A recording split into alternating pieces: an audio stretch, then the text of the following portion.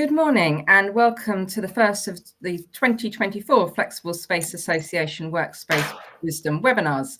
I'm Jane Sartin, Executive Director of the Flexible Space Association. Judging by the interest we've had in this webinar, I think we've picked a good topic to start with. We're joined by Dominic Folliss of Flex and member Churchill Group, who is going to share his insights on trends and developments in facilities management for flexible workspace.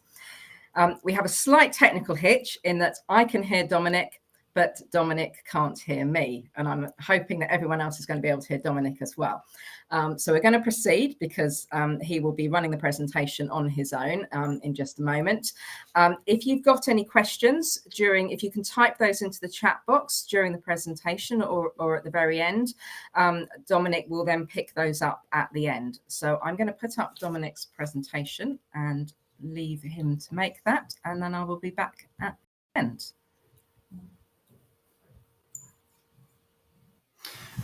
Brilliant. Hi everyone, hopefully you can hear me okay. As James explained, I can't hear you, so it'll be a little bit of a one-way communication, but I'm sure we'll muddle our way through. So thank you very much for your time this morning. So I'm here to talk to you about trends, technologies and tools for success that apply from the soft services, facilities management to the flexible workspace. So I just wanted to give you a little bit of a quick introduction about who we are and why I'm here talking to you about some of these trends. So as Jane may well have said, so I'm Dominic Folliss, I'm the Commercial Director for Churchill Group. So Churchill are the UK's largest employee-owned soft services business. In fact, we're the 5th largest employee-owned business in the UK, full stop. So that's a group of some really great companies such as John Lewis, Richard Sounds, Arup, and it's a change that we made back in last July. So it's a really exciting one for us. And being employee owned, it means that we're really giving back to every single one of our employees and really matching up to the social value initiatives that we do have. So soft services may be familiar to quite a few of you, but I think we're a really good example of actually what soft services is, because we don't really touch on the hard services side of the business, such as engineering. So we're a house of brands model, and I've listed some of the brands down there below, and I'll just rattle through these because I know you're keen to hear about the trends rather than too much about Churchill. But we have two parts of the cleaning business. So there's Churchill Cleaning, which is our national cleaning business. We have roughly about 12,000 employees up and down the country, so a really good sized outfit. But then there's Portfolio, which is a sub brand of Churchill Cleaning, which is a higher end offering to clients who may want a slightly higher level of care and attention within their properties. Checkers is a business that's primarily focused on housing associations and delivering cleaning to those environments, but there's also a landscaping offering as part of that works nationally. Churchill Environmental is our air and water hygiene and quality business. So for those of you who might be familiar with that, so it's around Legionella and statutory obligations around those sides, and also around the air quality, which we'll mention in a couple of slides. Last two is On Verve, which is our guest services business. So this has just had its 2nd birthday and is really a challenger brand in that space, where you may be familiar with other names such as Portico, for example, and it's a really exciting offering out there. And last but not least is Amulet, which is security offering for their, again, large national business that offers security up and down the country. So when I talk through some of the trends, this is really the angle that we're coming from that soft services and how this would help you looking forward to 2024. So there's 5 key trends that I've identified for 2024, and really we're going to talk through the tools and how this can help you in the flexible workspace. So first one, and this might not be a surprise to a lot of you, is ESG reporting, and following that, the sustainability initiatives that enhance the social and environmental impact of facilities. So we all know how ESG reporting is becoming a bigger and bigger requirement, and also we know how the workers and end users of your properties, how important ESG is to them when making a decision about, do they rent a space in one location or another, or do they work for one company or another. It's increasingly being seen with more millennials in the workspace that actually this is more important than even pay, for example, which is quite a surprising statistic. Then there's a fast adaptation of software and IoT solutions, IoT being Internet of Things, that enable the automation, communication and data analysis. So this may be putting sensors around your property. This may be collecting information about visitors that are coming into your building, and the integration of those different technologies. Following the collection of all of that information, we're seeing a real impact of AI coming in. I imagine everyone on this call has used ChatGPT in one way or another, but AI is growing at an exponential rate, and collecting all this information from the sensors, from the surveys that we're doing around the building. How can AI enable us to make quicker and smarter decisions that then impact the end users of our properties? Flexible working is here to stay. I think that's pretty clear now. Or you're risking losing top talent to other competitors who are staying on the flexible working. I think the impact on the built environment is still yet to be seen, but there's some studies out there with the GasUp study of 2023, for example, that 90% of workers don't want to go back to the old ways of working pre-COVID. So it is here to stay, and what is our offering to those guys? Additionally, that we're seeing around, on average, 7% of people's outgoings every month is on commuting to and from work. So how do we reduce that commuting time, or how do we have a better impact for people's day-to-days? And finally, I'm sure this will be on top of everyone's list, is how do we still remain cost efficient and optimizing the space that we have? And there's lots of technological tools how we can use that, and we see that being a big trend too.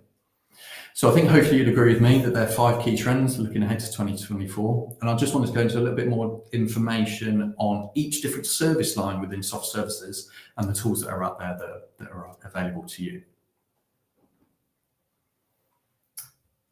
So looking at cleaning first, and a couple of tools that are out there. And I won't go into too much detail. As I say, this is a bit of a whistle-stop tour in there, but hopefully this will give you a bit of an indication of what is out there if you're not already familiar with these. So ESG reporting is huge within cleaning. The impact of cleaning operations is really large when compared to other service lines in there. And the reason being for that is you've got all the products being delivered in single-use plastic containers. You've got the products themselves, and are there any chemicals being put into the wastewater streams? And also what energy is being used in there. So are there any more carbon efficient ways of working? Typically within public sector tenders, 10% now is looking at the ESG initiatives within there. So this is a real focus from the soft services. But I think, as we mentioned earlier, when tenants are choosing where to base their work from every single day, then this is a big consideration of theirs too. Now, you may or may not be familiar with occupancy sensors, and these can vary from about the size of a 10p, so they're really quite cheap and easy to install within your properties now.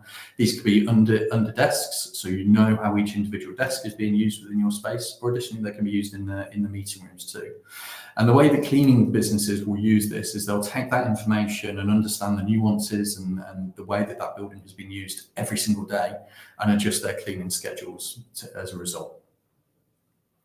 Talking about adjusting cleaning schedules, there's also hygiene ratings in here. So this started during COVID, but has really developed now and is here to stay.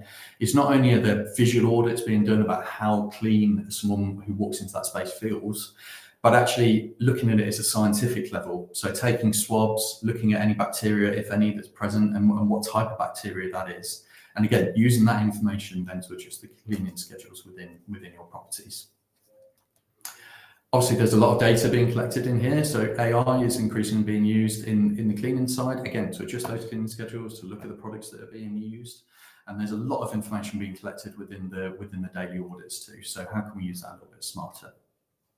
And finally, this is probably where you'll be most familiar with cobotics being used in flexible office spaces.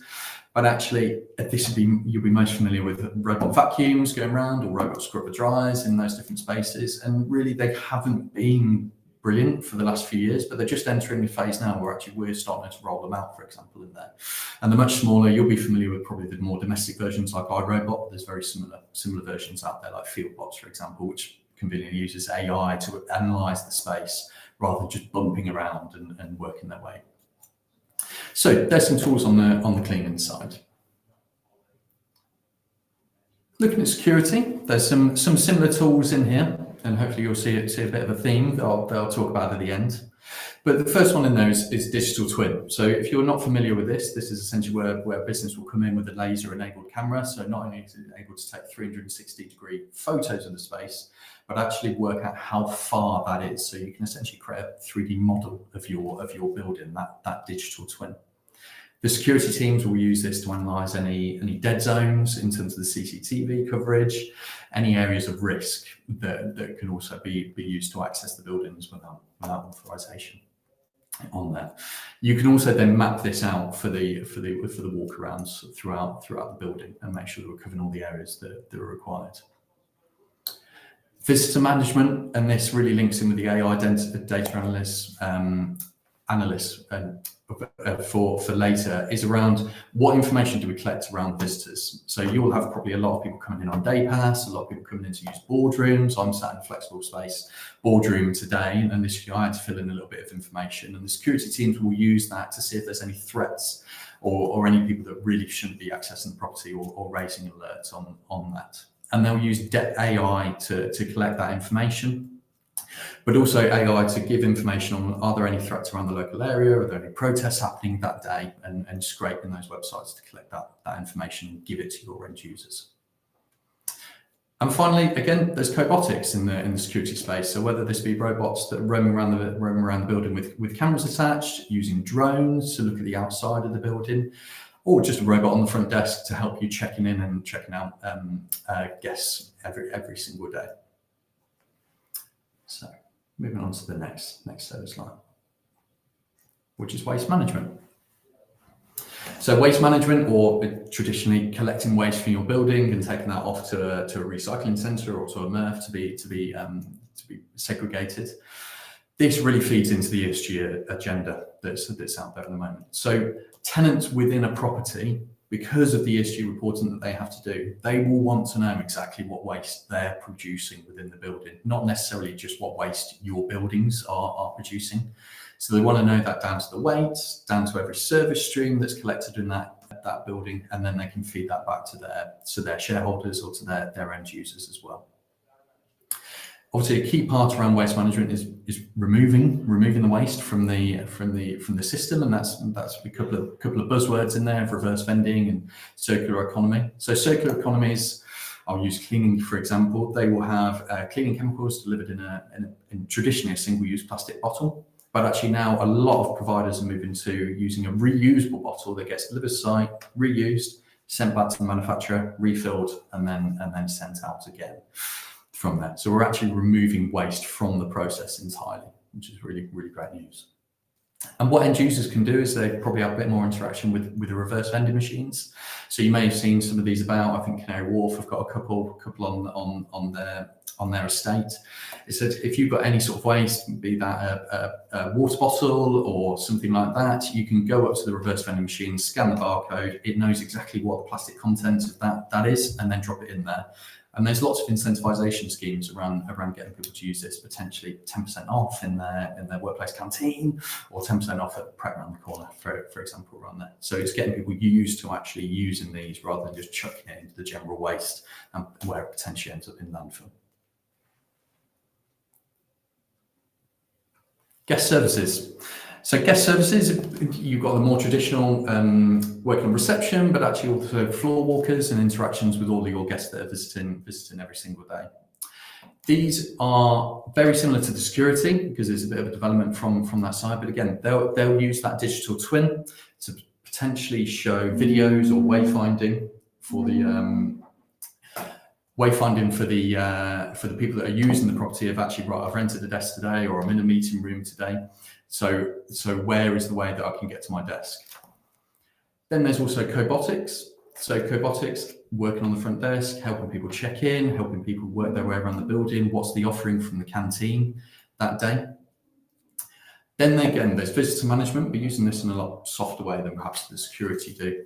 So they are going to be looking at the visitors, potentially if they travelled far that day. Will they want to be using the shower blocks, for instance, that you're offering? Will they want to know what is around the local area? Have they got a big board meeting going on? Are we offering a catering experience to those guys too? And then final bit is on that wayfinding. And so you potentially use a digital twin for this, or it doesn't have to be through digital twin. But as someone enters your workspace, what is the way to their desk that they can use?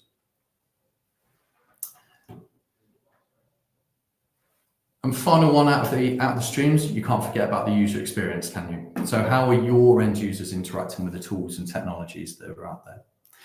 So we've spoken a lot around guest services and getting people into the building, but potentially there's a help desk app or a bit more of a concierge app. So people can see what is happening in your workspaces before they arrive on site. They can potentially book a desk. They can work out the way that they need to get to that desk. They can see what food is being offered, or any events that you're holding after work as well, in terms of those networking events. But there's also a couple of other bits which we haven't really touched on. It's around the air quality and the water hygiene of the end users using that. It's been proven that poor air quality can impact cognitive performance by up to 10%. So when you're picking a building where you want to work in, are you going to choose somewhere that's got poor air quality over somewhere that's got potentially better, that could have an impact on your bottom line as something as important as that? So we're seeing air quality being a big decision factor in terms of tenants taking up a flexible space. Then there's the occupancy sensors that we've spoken about. So are there any desks free for them to come in and use that day? But then there's comfort sensors as well. So comfort sensors would be around temperature, noise levels being offered in the office, and is it a nice quiet place for them to go and work that day if they've got anything they really need to do some focus work on, and also humidity levels within those offices, and do we need to open a window, for example, just to get a bit of air in. And final one in there, it probably doesn't cross a lot of people's minds, but it certainly does me, and when you're exposed to the sector, is actually, is the water hygienic? Is it clean? You're not going to get ill from it when you're using it in there. And using sensors to analyse that, so raise any red flags if there's a hotspot in there. So that user experience, are they entering a safe, productive working environment? So I just wanted to give you a couple of examples, because I've thrown out a load of tools out there, and these are some brands that you may recognise out in the market.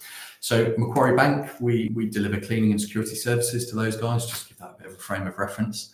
They are very focused on occupancy and how they're using their buildings. So they've rolled out a suite of sensors all over their floor plates.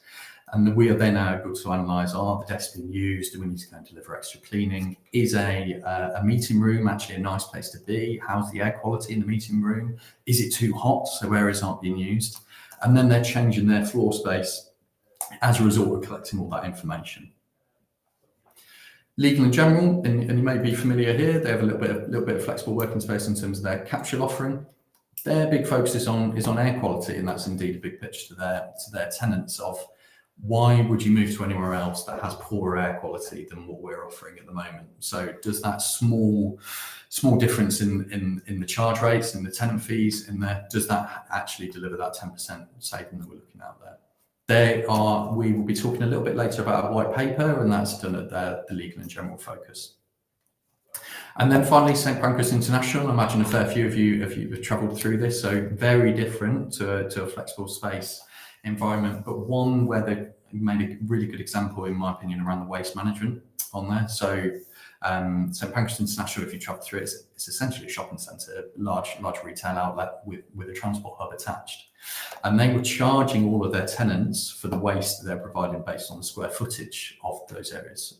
Now, you probably can imagine that a small square footage space of Pret would produce a huge amount of waste, whereas versus a larger square footage tenant of Reece, for example, they don't produce much waste at all. And they were charging based on the square footage of that environment. So clearly, Pret were getting a very good deal, and Reece were getting, not quite as good a deal in there. So now they're actually looking through the technology of collecting the waste weights and the recycling rates for those different areas and charging that back to their clients, but also all of their tenants are able to now to report more accurately on the waste that they're delivering within the building. So a couple of examples and may spark some conversation. So I'll just come on to the conclusions then. So the conclusions from this that I'd hope you take away from is to have a look at those larger trends for 2024 and have a think about how does that actually apply to me and my offering to my end users. Start with the impact in mind and go and then find and look at the technology and tools that can facilitate that, rather than the other way around, of starting with the technology and tools that may quite cool or a bit of a USP that we can put out there to market, but not impacting what your output should be.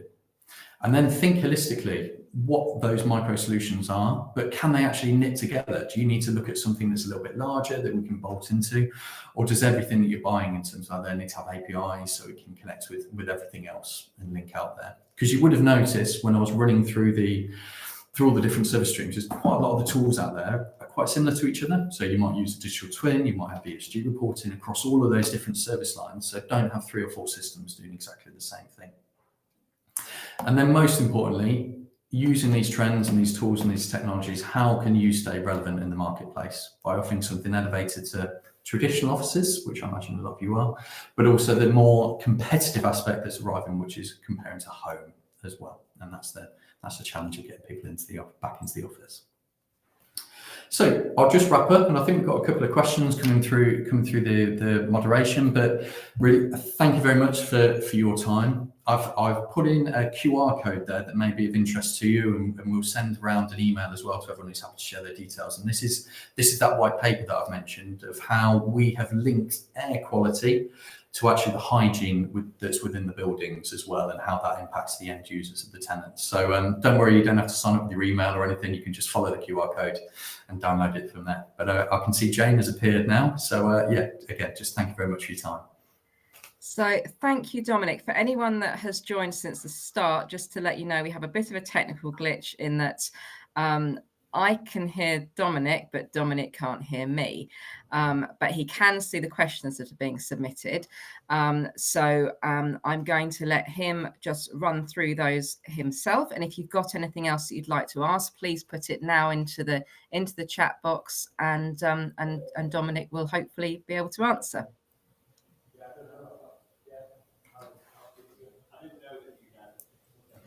Lovely. I might just take that as my cue to answer a couple of the questions in the chat. I'm getting nods from Jane, so successful on that one. So we've got 4 questions, so there's some tricky ones in there. Let's work down the list. So in your experience, what are some of the key challenges organisations face when implementing soft services for technology, and how can these challenges be overcome? In our experience of implementing this, it comes down to a couple of things. Funding. Coming in underfunded is quite a common experience in there. So make sure that you're allocating the right amount of funding to deliver that output that you want. And then the other one is buy-in from your end users. Actually, it's something that you're implementing going to impact them positively day to day. Because if it's not, then it's probably better focusing on something else within the building. So yeah, funding and buy-in, and yeah, quite a similar theme, I guess. From Matthew, how would air quality be communicated to the user in an effective way? Really good question, and there's one really good example that I've seen, and Legal in General do this actually as well, is when you walk into the building, they have a screen in reception, and that shows a dashboard of the air quality scores that are in there, and if it's in the red zone or if it's in the green zone, for example. So you can see that as soon as you're walking through the building. There are certain thresholds of VOCs or carbon dioxide in the air that then goes into that reducing cognitive performance. So I think actually being open and transparent, if you've got a help desk app as well, potentially you could have that listed in there, but probably a screen as you're walking into the office, and this is something we're offering. You can also then show that as through the day, and this is what we saw, we measured this in our own office, is throughout the day, that CO2 grows and grows and grows until the point where you get an alert and you go and open a window, or you change the HVAC system there. So you can almost show those actions off the back of that information that you're collecting too. What role do you think sustainability plays in the future of facilities management? Are green technologies or practices you could recommend? So sustainability is a crucial part, especially when you're looking at the cleaning elements on that side. So in terms of green technologies, there's tools out there now, there's products out there that remove single-use plastic entirely from your operation, and I think we probably all know how important that is. There's also using green cleaning products out there. And indeed, some products, you might look at a pure water, for example, if you haven't come across that. Pure water in its pure state is effectively the same as a traditional cleaning solution. So there's no cost requirements. You can drink the stuff, so it doesn't really hurt you in that way, but it acts as a really good cleaning solution, and essentially you're just leaving water on the desk. So there's a couple of ideas out there. If there's anyone who just wants to talk through a couple more of those and a bit more specific to your location, please do get in touch. And I think final one there, do you see the introduction of virtual reality or augmented reality being part of the future of FM? So yes, and you may well have seen on LinkedIn, augmented reality is certainly hitting the space. You have this in the hard FM side with engineers arriving to a location and potentially fixing a lift and using augmented reality to have a central specialist function that supports them in fixing that lift or placing orders while they're there. But even on the security elements, so identifying the hot spots or in the cleaning, you may well have seen a recent video of someone using a vacuum cleaner, and actually as they're in the space, it was marking what areas they had cleaned and hadn't cleaned with that vacuum cleaner. So potentially, yeah, maybe a little bit further away. But in terms of virtual reality, there's a really current, and indeed we've just been an award winner for the virtual reality training with the IWFM. So you may well see a little bit of that in the press, but it's actually, so we do, as you've seen with St Pancras International, we'd have lots of trained cleaning operatives, and that's quite a high risk environment. So where they do have those risky environments, can we do the training by virtual reality rather than in that high risk environment? So people get to experience it, people get to make mistakes without getting hurt. So I think that's quite a key thing. So, right, that's the end of my questions. So thank you, Jane. Thank you very much, Dominic. So I think we've managed through the technical glitches pretty well there, and hopefully everyone watching has learnt some useful things from the webinar, which the recording will be made available shortly as well if you want to catch up on anything or share it with colleagues. We have a number of Workspace Wisdom webinars coming up in the coming months. We're just scheduling dates for those at the moment, but they will cover managing energy costs, employee benefits, mental health in the workplace, and using neurodiversity as a tool for improving workspace. And if you're a Flexa member, you'll get details of those in our member newsletter if you're signed up for it. Please do sign up if you're not. But details will also be on our events page, and as soon as the dates are fixed for the webinars, they'll be there. Finally, a reminder that our annual conference and exhibition takes place on Tuesday, the 14th of May in London, and we'll be revealing more details of that over the coming weeks. So thank you again to Dominic, and have a good afternoon. Goodbye. Bye-bye.